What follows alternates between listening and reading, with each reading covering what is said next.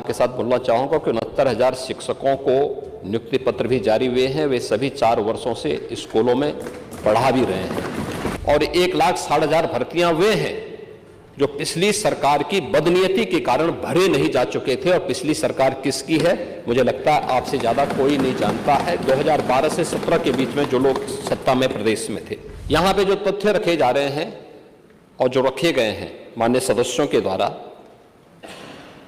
वे वास्तव में जो आंकड़े हैं वे तथ्यपरक नहीं हैं।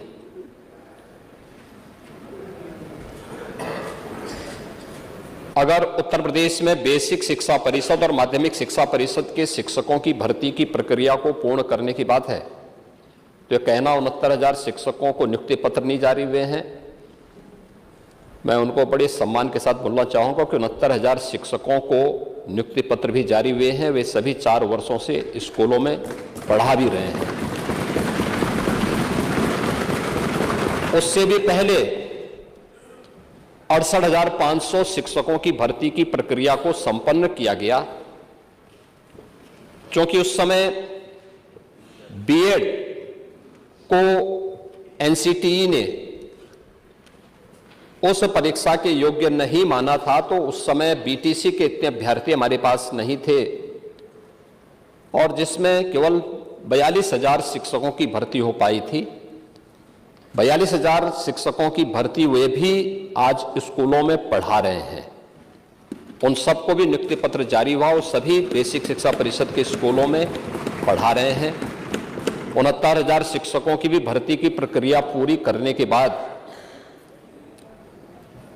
माननीय उच्चतम न्यायालय ने पिछली सरकारों ने शिक्षा की गुणवत्ता के साथ जो खिलवाड़ करने का काम किया था और शिक्षा मित्रों को सहायक शिक्षक के रूप में भर्ती किया था, माननीय उच्चतम न्यायालय ने उन्हें खारिज करके उनकी सेवाओं को समाप्त करने का आदेश किया था। लेकिन राज्य सरकार ने उन्हें एक निश्चित मानदेय पर प्रदेश के अंदर रखा है। वे सभी शिक्षा मित्र भी यथावत कार्य कर रहे हैं और उन्हें वेटेज देकर के इस भर्ती की प्रक्रिया के साथ जोड़ा गया था। जो माननीय उच्चतम न्यायालय की मंशा थी उसके अनुरूप उस पर कदम भी उठाए गए।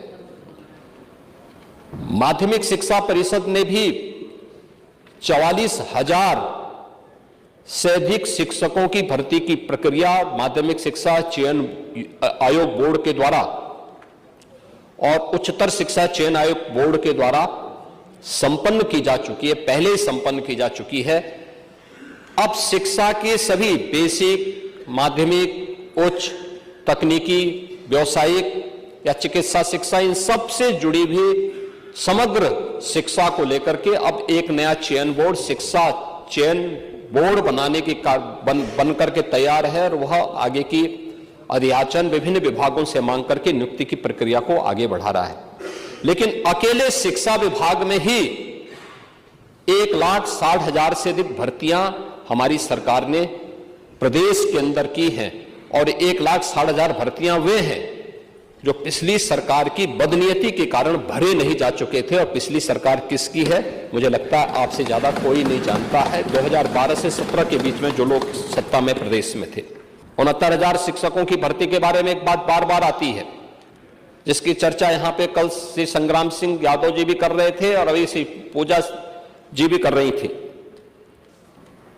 मैं बड़ी विनम्रता के साथ कहूंगा 69,000 शिक्षकों की भर्ती में पिछड़ी जाति के 27% आरक्षण के आधार पर 18,000 पद आरक्षित होते हैं और पिछड़ी जाति के उसमें 32,200 से अधिक नौजवान भर्ती हुए हैं 69,000 शिक्षकों की भर्ती में।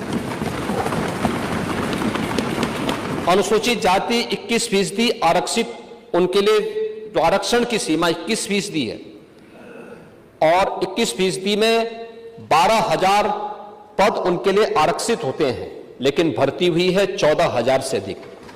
ये चीजें क्या दिखाती है कि अपनी योग्यता और मेरिट से जो लोग आगे बढ़े हैं उन्हें जनरल कैटेगरी में लेकर के वहां का लाभ दिया गया है।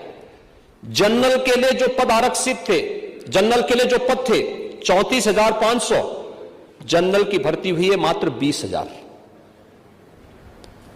ये उन सब की आंखों को खोलने वाला होना चाहिए जो इनके नाम पे राजनीति करके अपनी रोटी सेकने का कार्य करके समाज में बंटवारे की खाई को चौड़ा करना चाहते हैं।